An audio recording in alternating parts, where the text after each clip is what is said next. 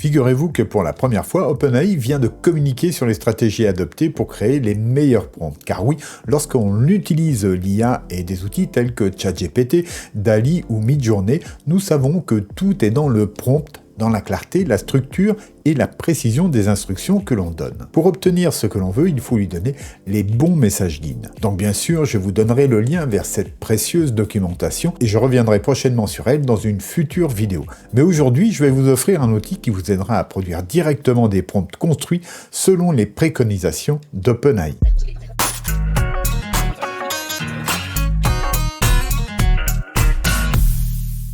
Alors je tenais absolument à vous livrer une dernière vidéo pour 2023 et j'ai aussi des choses à vous dire concernant la chaîne et les projets 2024. Alors je vous retrouverai pour cela en fin de vidéo. Et pour revenir à notre sujet du jour, oui, OpenAI nous a enfin donné des indications et des conseils clairs pour obtenir le meilleur de ChatGPT.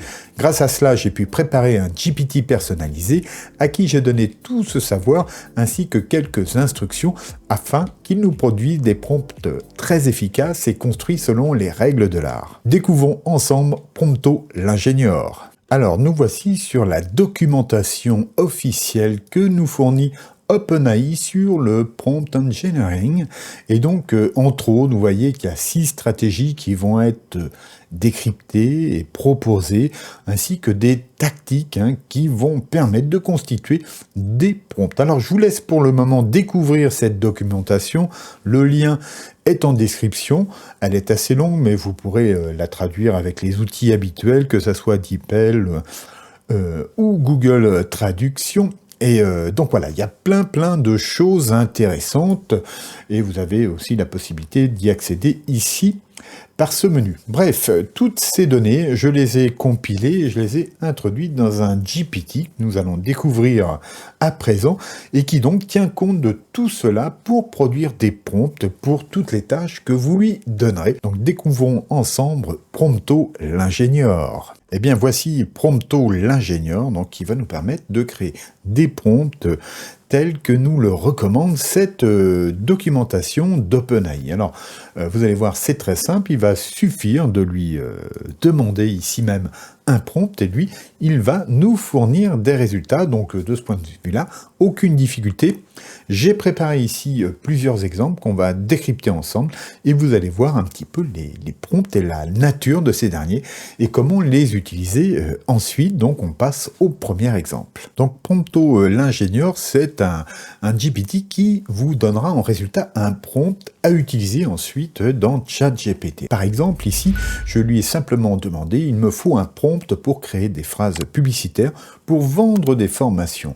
À partir de là, Prompto l'ingénieur m'a proposé donc ce prompt ici, et comme vous pouvez le voir, il est peut-être un peu étrange. En fait, c'est qu'il est structuré grâce à un format qu'on appelle JSON, qui est un code structuré de données qui va donc segmenter chaque partie du prompt. Donc on va voir ici que le persona donné à ce prompt, c'est un copywriter publicitaire. Ensuite, il y a ici des consignes. Donc vous verrez le prompt dans sa globalité tout à l'heure. Là, on est dans une vue code, donc on n'a pas la totalité de la phrase. Et ensuite, on a les différentes étapes. Et enfin, nous avons ici les questions qui nous seront posées lors de l'exécution du prompt afin de préciser la demande et d'obtenir le résultat désiré. Donc, une fois qu'on a donc demandé un prompt à Prompto l'ingénieur, eh bien, on obtient ce code-là qu'on va tout simplement copier et puis ensuite envoyer dans ChatGPT. Donc, eh bien, on va aller voir le premier résultat en quelque sorte. Donc ici, je suis dans la discussion. Vous allez voir, c'est assez long, mais la première étape, c'est donc à partir de ce prompt. Ici, vous l'avez en complet. Donc, on retrouve ici son persona, les consignes, ensuite les différentes étapes, puis les questions qu'il va nous poser. Donc, tout simplement, moi, une fois que j'ai lancé ce prompt, eh bien, lui m'a dit, voilà, pour créer des phrases publicitaires efficaces, etc., suivez ces étapes. Donc là, il me liste les étapes. Et enfin, il me demande de répondre aux questions suivantes. Donc, quel est le domaine de la formation? Qui est le public cible de cette formation? Et quel est l'avantage principal de cette formation pour le public cible? Donc, tout ça, En fait, il me le sort en quelques instants, et ensuite, voilà, il revient vers moi avec des questions, je lui donne les réponses, et à partir de là, voilà, il va produire donc quelques phrases, voilà, publicitaires, accrocheuses, pour promouvoir, voilà, une formation sur l'utilisation de l'IA pour les professionnels. Et là, ce qui est important, c'est que j'obtiens vraiment ce que je veux du premier coup, parce que le prompt a été structuré et formalisé de façon assez stricte. Alors moi, j'adopte déjà cette méthodologie, par exemple, parfois en XML, pour bien segmenter chaque partie de mon prompt, et j'avais déjà vu que c'était très efficace. Là, voilà, il nous le sort en JSON, mais il pourrait vous le donner en XML, donc ne soyez pas surpris du formalisme. L'important, si vous voulez, c'est que chaque chose soit à sa place, et le résultat qui en découle est généralement très bon. Donc on va voir le second exemple à présent. Produire des contenus pour YouTube, c'est vraiment un gros travail. Pour m'aider à produire plus de vidéos et soutenir mon travail ici, merci de cliquer ci-dessous sur le pouce vers le haut, de vous abonner si ce n'est pas encore fait et d'activer la cloche qui vous préviendra des prochaines publications. Et si vous pouvez partager cette vidéo sur vos réseaux, ce serait vraiment génial. Je vous remercie. Donc deuxième exemple, cette fois-ci, comme vous pouvez le voir, bon, je lui demande maintenant, il me faut un prompt pour créer des emails de vente pour des formations. À partir de là, Prompto, l'ingénieur, donc m'explique ce qu'il va faire et ensuite me fournit ici ce code qui est très complet, plus long que tout à l'heure, avec plus d'étapes, et vous voyez que la personne a changé. Maintenant, c'est un expert en marketing par email. Nous avons 7 étapes, puis 4 questions qui préciseront donc la nature et le sujet de l'email, qui me seront posés ensuite. Donc là encore, eh bien, je copie ce code, et comme tout à l'heure, je vais aller le coller. Donc voilà, vous voyez, là on est sur le deuxième exemple. Donc moi j'ai collé ici le prompt, expert en marketing par email, etc. On a ici toutes les étapes que vous pouvez lire maintenant complètement, donc les 7 étapes, ainsi que les 4 questions qui me seront posées. Donc là, il m'explique ce qu'il va faire par rapport à ce prompt, et ensuite, pour personnaliser cet email, veuillez répondre aux questions suivantes, et on retrouve bien les 4 questions du prompt, donc on est bien dans les clous, il n'y a aucune raison qu'il en sorte. Et donc moi, à ces 4 questions, eh bien, je lui réponds de façon aussi structurée, 1, 2, 3, 4, pour chacune de mes 4 réponses. Et à partir de là, eh bien, lui me fournit donc l'email avec ici une proposition de sujet, et ici donc l'email complet. Voilà, il y a des éléments que je devrais remplir moi-même, mais j'aurais très bien pu lui donner aussi à cette occasion. Et ça, c'est quelque chose auquel je n'ai pas pensé sur le coup, mais voilà, si je lui avais donné tout de suite, eh bien sûr, il aurait pu le remplir. Mais là, je vais pouvoir, moi, remplacer ces éléments-là par des variables, par exemple, dans mon service d'emailing. Pensez bien que cette structure forte, c'est aussi ce qui va permettre à l'IA de rester parfaitement dans les clous. Et bien sûr, il faut être précis dans son vocabulaire. Le choix des mots a toute son importance. Bref, j'y reviendrai très prochainement parce que c'est un sujet quasi sans fin.